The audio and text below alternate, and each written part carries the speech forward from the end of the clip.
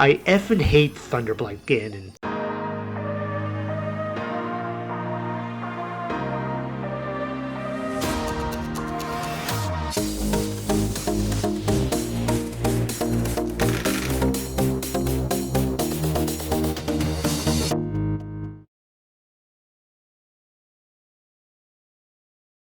Hello everybody. In the last episode I continued my playthrough of Zelda Breath of the Wild. We are now at part 4 of this playthrough. I do recommend you watch the other episodes first, to get more details on the rules that I'm playing by. I always have only one active region where I can do shrines and get Korok seeds. Once I want to move on, the roll of the die is the direction of my next active region. So in the last episode my roll took me to the Gerudo Desert. Since this region is large and there is the divine beast Va Naboris, which I do have to beat before moving on, I've split this region into 2 episodes. So before I get back to the game, I do have to tell you guys that I did explore more of the Gerudo Desert off camera to get a few more shrines and Korok seeds. I did this shrine here with the tall 7 statues. I did that northern desert shrine that's hidden in the hills during a sandstorm. I've also beaten the Molduga. I actually didn't want to fight this large creature off camera, but I wandered into one of its locations, so I had to beat it. There's one more thing I should tell you guys. Yes, no need to be so dramatic. The thing is, remember that shrine I did right before going to the Yiga clan's hideout? Well, guess what? It's out of bounds. I never even noticed this while I was playing. So I have 2 illegal Koroks, and now I have 1 illegal shrine. So I'm gonna punish myself again. Not good enough, Dylan. You need a swirly punishment.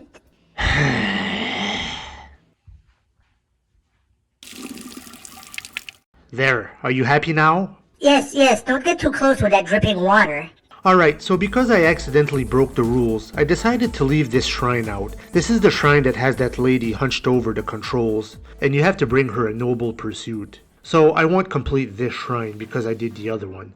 As for the 2 illegal Korok seeds that I picked up in the last episode, whenever I meet Hetsu again, I can never let my number of Koroks drop below 2. So this is how I'm gonna handle my flubs. Wow, that's pretty good, Dylan. I guess you didn't have to do the swirly after all. Are you saying I dumped my head into the toilet bowl for nothing? No, not for nothing. Anyway, let's continue with the game. I'm just about ready to attack the Divine Beast, but before I do that, I want to head to that maze in the southeast. I'll warp to the tower and glide from there.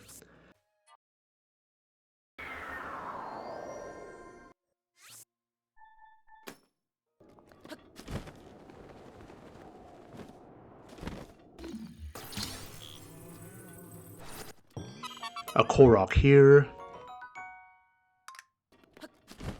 There are 3 of these giant mazes in this game. I wonder if they were inspired by that one giant maze in Zelda 2: The Adventure of Link. I usually like to land on top of these mazes if I can, though it's usually not that big of a help. Usually the path to the shrine is kinda hidden, so scouting from above doesn't necessarily help that much.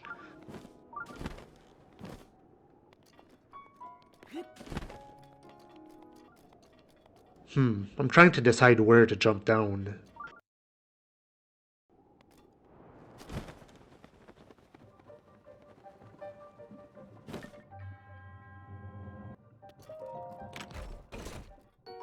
A Gerudo weapon. I've never really liked the Gerudo weapons that much.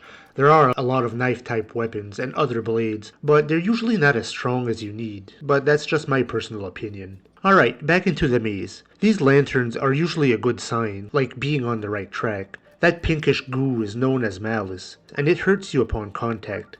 I'm kinda going in circles here.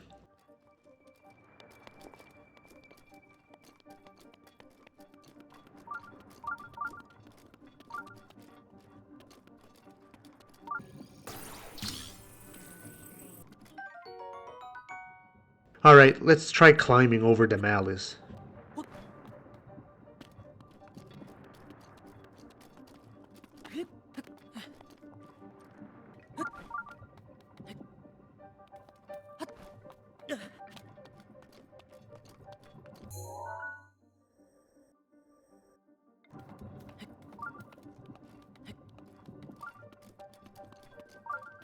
Ah, and here we are. Found it.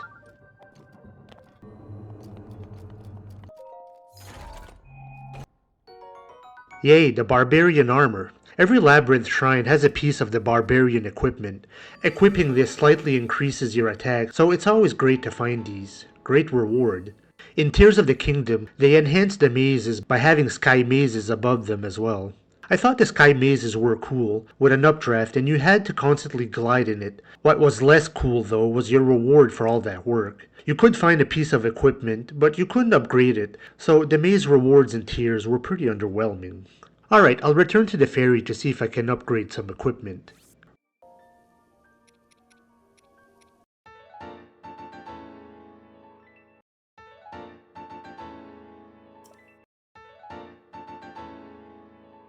Returning to Gerudo to see Queen Raiju.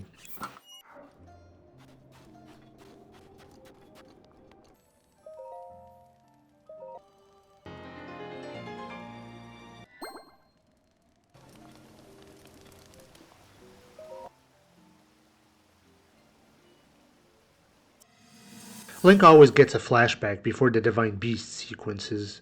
He always has a memory of himself, Zelda, and one of the champions piloting the Divine Beast.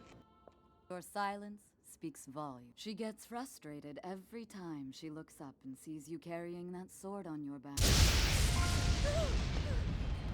Urbosa! What was that? What's so funny?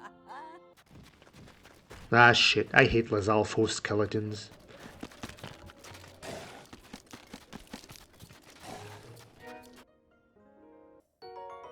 Alright, 20 bomb arrows is good. Her thunder helmet creates a protective circle around her to resist the lightning, which we need to protect ourselves from Vadna Boris.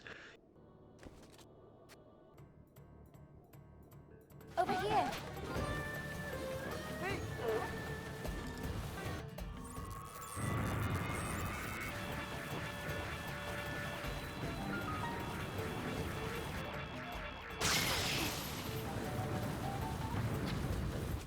You need the bomb arrows selected, dumbass. Don't try! This part isn't too difficult, though I am a little clumsy at it. You have to get close enough and aim your arrow at its feet. And you have to make sure to stay within Raiju's circle, otherwise you get zapped by the beast's lightning. It does a ton of damage.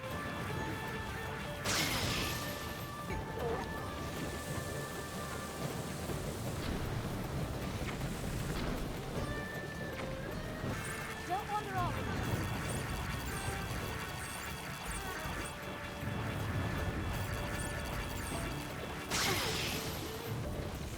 Good!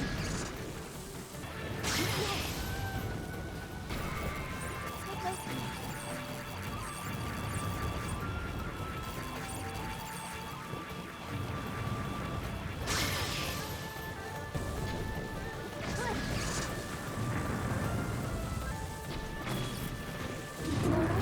Ah shit, I fell off here.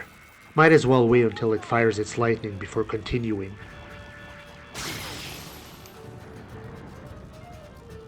Over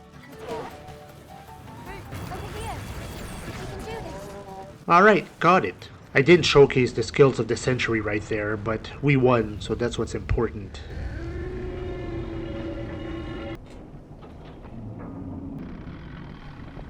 Don't let us down, Link. This Divine Beast is the most complex of the four that exist in this game, except for maybe the fifth one, which is DLC.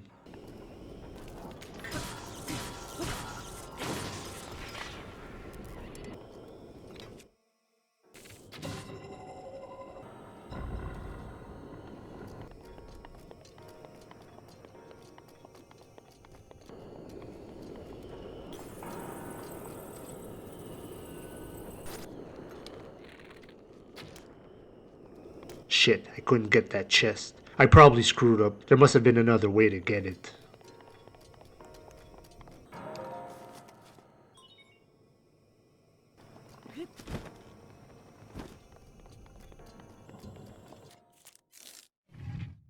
Now I activate the controls for the Divine Beast. I thought that was a cool aspect. You control a part of the body of the giant mechanical creature, and it makes for interesting puzzles and progression throughout.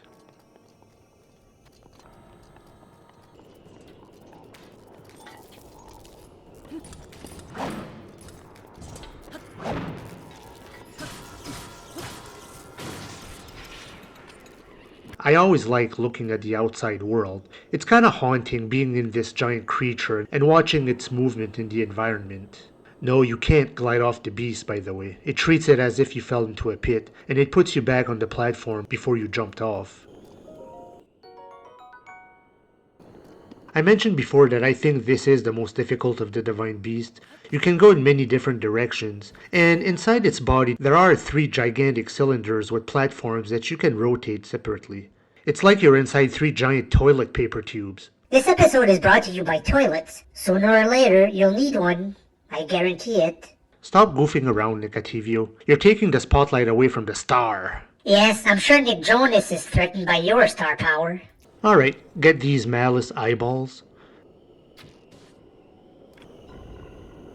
So this dungeon confuses me the most. I always have trouble wrapping my head around this whole place. One thing I remember is that there are electrical lines within the cylinders, and lining them up on the ground or on the upper part always activates other parts of the beast. There are several openings leading to outside the beast too, which you can easily miss. A lot of players have complained about the Divine Beasts, but I actually do like them personally.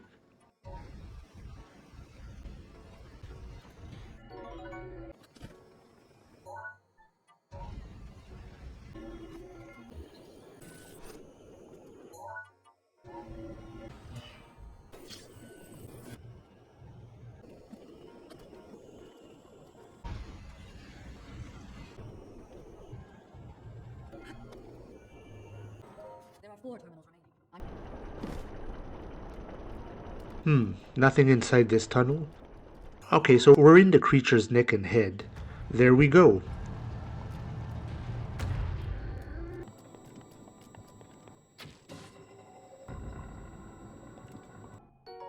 A Knight Shield. Ugh.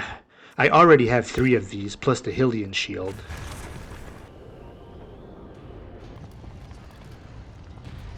There are 3 terminals remaining. Hang in there. More sightseeing.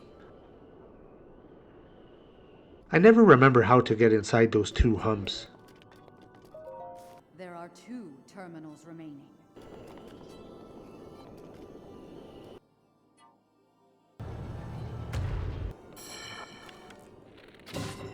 Okay, there we go. Bah, why isn't this platform moving?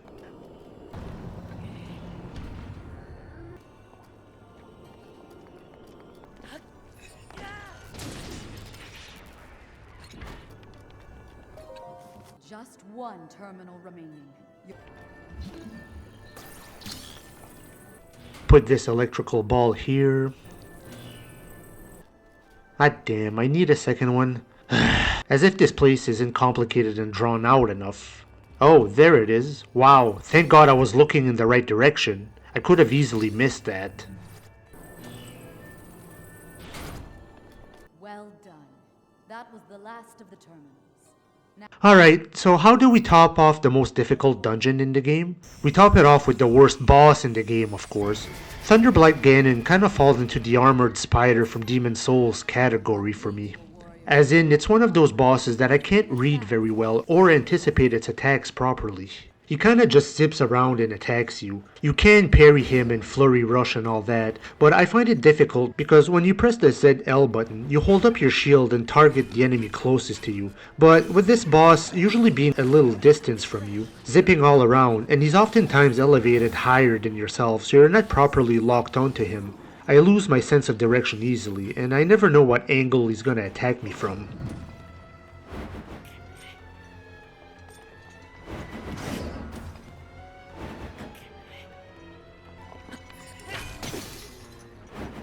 extra power.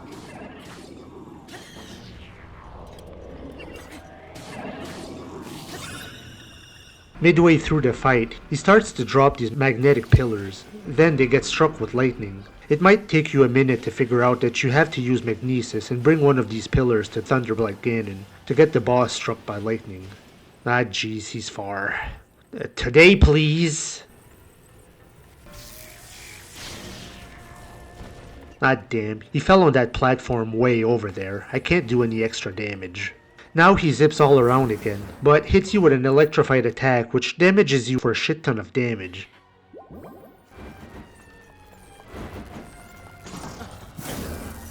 I can't seem to block that with my shield either.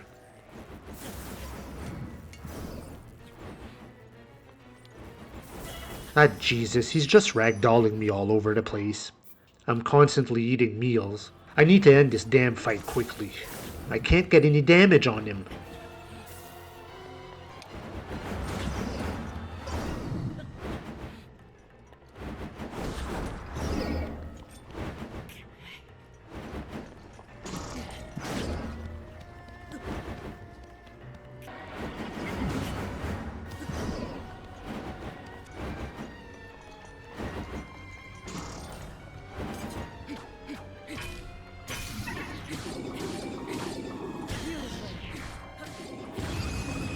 Phew, gotcha. I effing hate Thunderblight Ganon. Sometimes I do better against him, but he really kicked my ass left and right here. I can muscle through, but otherwise I don't know how to effectively fight this boss. I was wondering if I was the only one who had this much trouble, but from what I read online, not many people like this fight. I find it's the one low point in an otherwise near perfect game. Now we rescue Urbosa. Princess Zelda had a champion from every race of Hyrule to protect her, and Urbosa was her Gerudo champion. The champion's souls have been trapped in their divine beasts for 100 years, waiting for Link to rescue them. We also get a new ability, Urbosa's Fury, which is a great ability. When you charge up your weapon for a super attack, you release this bolt of lightning that heavily damages and staggers all enemies around you. It's a bit overpowered, but fun to use. So the divine beasts go perch themselves where they can lock onto Hyrule Castle, and combining the 4 divine beasts makes the final boss significantly easier. Alright, so we freed the divine beast, we saved all of the Gerudo's asses, but no, you still can't enter the city, you masculine guy. So change into your female clothes right in front of the guards and enter the city. So the queen is safe, and you can even see the thunder helmet here. They won't even give it to you. What a cheap race of people. It is possible to get this helmet. You have to do a series of side quests. It is cool because it completely protects you against bolts of lightning. Let's get our other rewards. Alright, I'm almost ready to leave the desert, but because I've beaten the Molduga off camera, I wanted to fight one on camera. So let's go fight one. Let's test our new ability. I usually get this ability very late in the game because I do the other divine beasts before coming to the desert. But I'll have Urbosa's Fury for the rest of this playthrough, so that's pretty cool. I normally get it pretty late. Oh, it's a blood moon already? Strange. I didn't accomplish that much since the last one. Alright, a Molduga over there. There are several strategies you can use. My favorite is the 2 bombs trick. You can throw and detonate a bomb to get its attention. Then when it's coming for you, you can throw another bomb to stagger it. Then wail away at it with your strongest weapon. I thought they were more difficult in tiers because I didn't have infinite bombs like this. I don't even remember now what strategy I used in that game.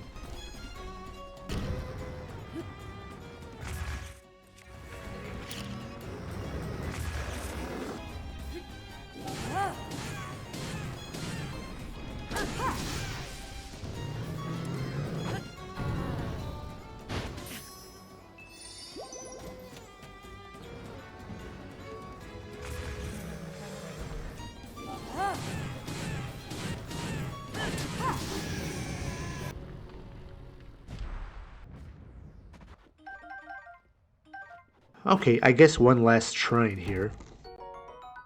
Alright, so I think that'll do it for the desert. Are you still all wet from that swirly? No, this is from fighting Thunderblight Ganon. When I pick up Breath of the Wild again, it'll be time to roll the die to get to another active region. I'm in the complete southwest of the map, so my next direction can only be either north or further east. Send me a like, subscribe to my channel, and send me a comment if you like this Zelda playthrough so far, or not. It'll help me gauge how frequently to continue this game. So keep gaming everyone, and see you in the next episode.